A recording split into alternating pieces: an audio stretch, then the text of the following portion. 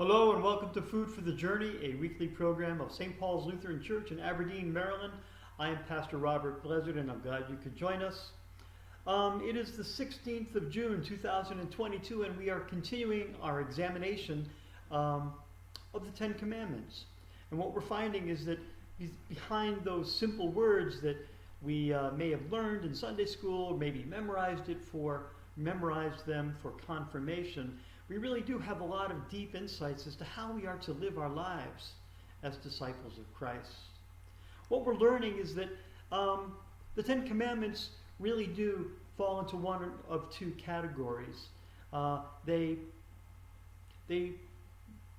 help us to understand what Jesus meant when Jesus was looking at the most important commandments, the ones that don't appear in the Ten Commandments, but rather summarize all of the commandments of God. And that is, number one, love the Lord your God with all your heart, all your strength, with all you got. And the second one is to love your neighbor as yourself. I wanted to apologize because I said last week that I was going to go to the next commandment after thou shalt not kill, and I said that was thou shalt not steal. In fact, the one after thou shalt not kill is do not commit adultery. But we'll look at that next week, since I already told everyone we were going to look at thou shalt not steal. The Ten Commandments are once again recorded in the 20th chapter of Exodus and the 6th chapter of Deuteronomy, both of which are the oldest parts of the Bible. And so we're looking at words that are 3,000 or more years old. And so those Ten Commandments have certainly stood the test of time. They've been the basis for civil governments throughout the world for all these many millennia. So, thou shalt not steal. We're looking at Exodus verse 15, okay? Here it is. Ready? Verse 15. Do not steal. Another really short one. It's one of those ones that's also so short that we can say, well, I'm off the hook. I certainly don't steal. And that's because we typically think of stealing primarily in the sense of taking possession of something that doesn't belong to us. I'm picking your pocket, or I walk over to my neighbor's house on their patio and I steal something from them and I take it and I put it in my own house. Or, this is what thievery commonly is looked at. But Martin Luther, in his exploration of thou shalt not steal, as recorded in the Large Catechism, which is an amazing book, I would recommend it to every Lutheran to learn more about our roots as Lutheran people. He was talking about how it really is not just taking, but rather how we treat one another, especially in the marketplace, the world where we exchange goods and money and services. And he said that it's so rife with thievery. Well, I'll read his words. These are from the Large Catechism. For to steal is nothing else than to acquire somebody's property by unjust means. These few words include taking advantage of our neighbors in any sort of dealings that result in loss to them. Stealing is a widespread common vice, but people pay so little attention to it on the matter that the matter is entirely out of hand. As a result, if we were to hang every thief on the gallows, especially those who do not admit it, the world would soon be empty, and there would be a shortage of both hangmen and gallows.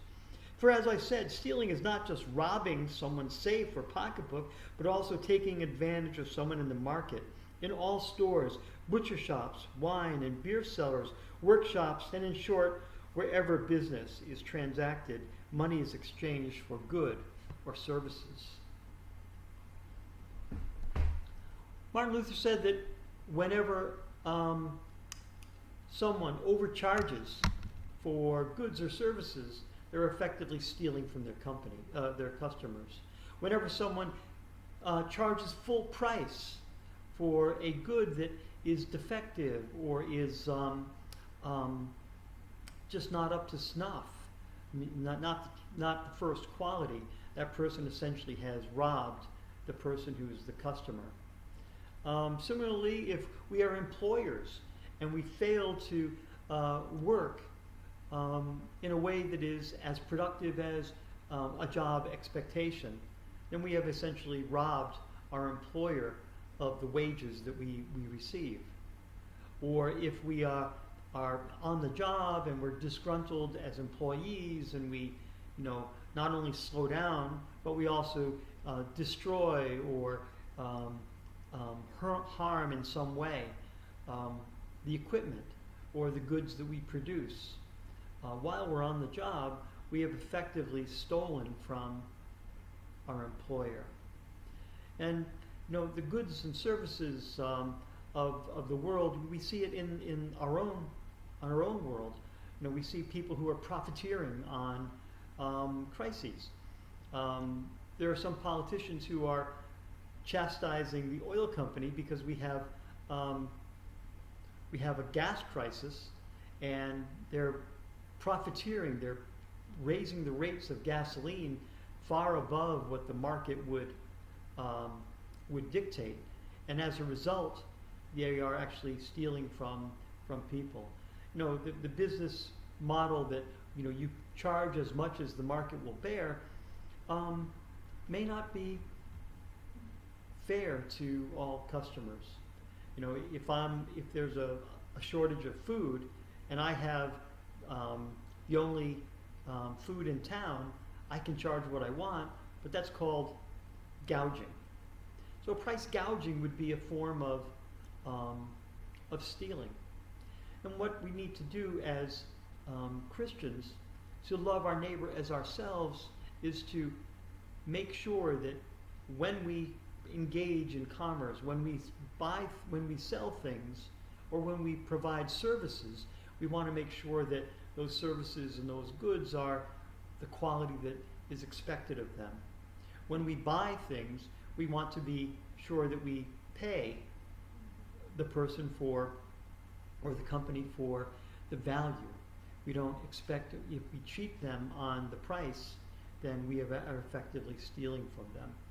So what we see is that thou shalt not steal has to do with the honest transaction of goods and services, and so that we can preserve not only my wealth by not being cheated, but also the wealth of those who are engaging with us.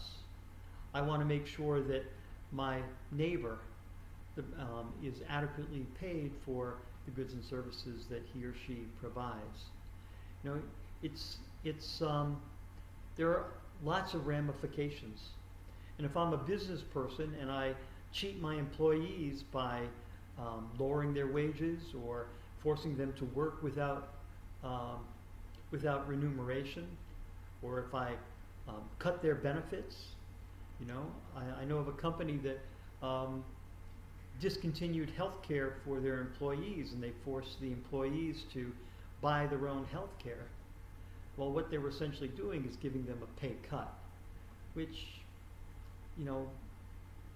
may or may not have been fair. It could be a form of stealing. So what we see is that there are lots of ramifications of thou shalt not steal. And in all of our business engagements, we are to make sure that we're honest and fair.